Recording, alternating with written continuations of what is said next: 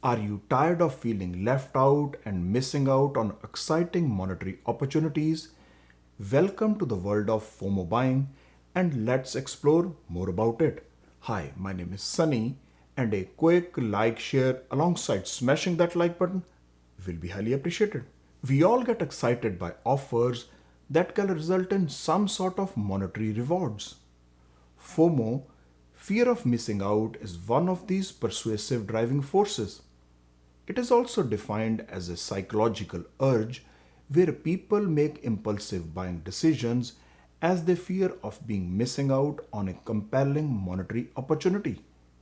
There are many factors behind this human behavior, but clearly it leaves a profound effect both on consumers and markets.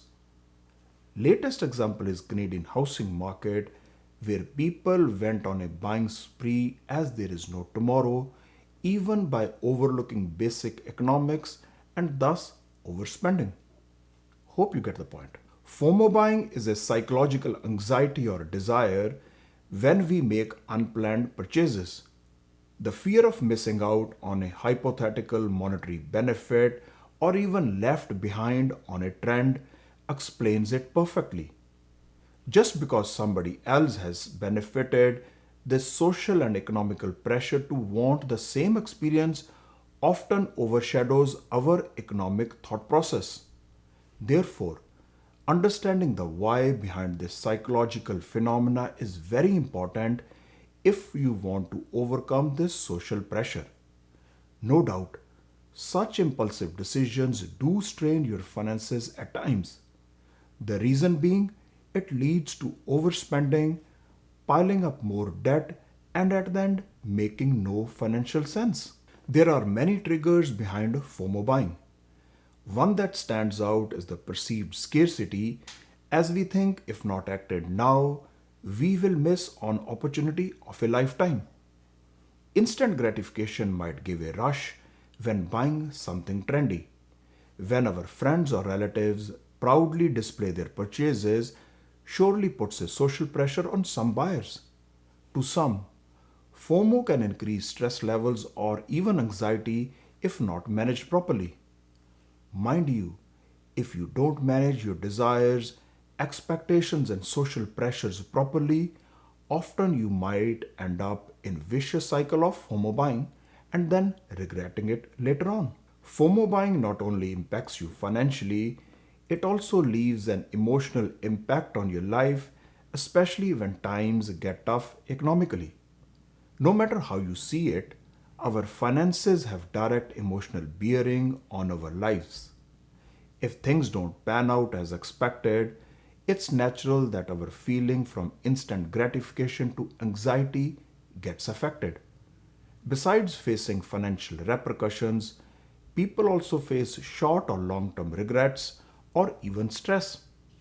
Under extreme circumstances, relationships between family or even friends could get strained.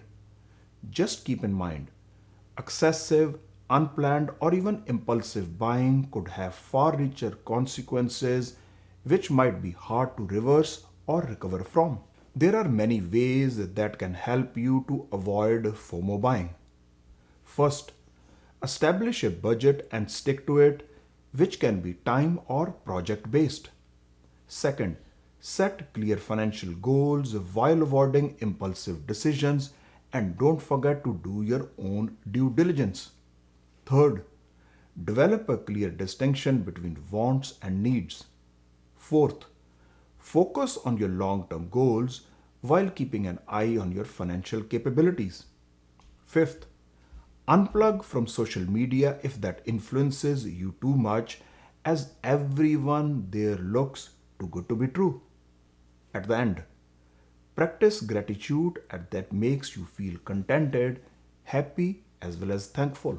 When people buy based on FOMO on stock market, often price volatility comes into play. No doubt, such speculations lead to bubbles in asset prices, which looks very rewarding for first new entrants. But when they become too inflated, regulators come into picture as they clamp down on such activities. Most buyers are usually late into FOMO cycle, hence get burned financially. Consequently, they stay away from markets for long, but instead they should be buying as markets are at the lowest. And finally, they miss uptrend in the market. Remember golden rule of investing.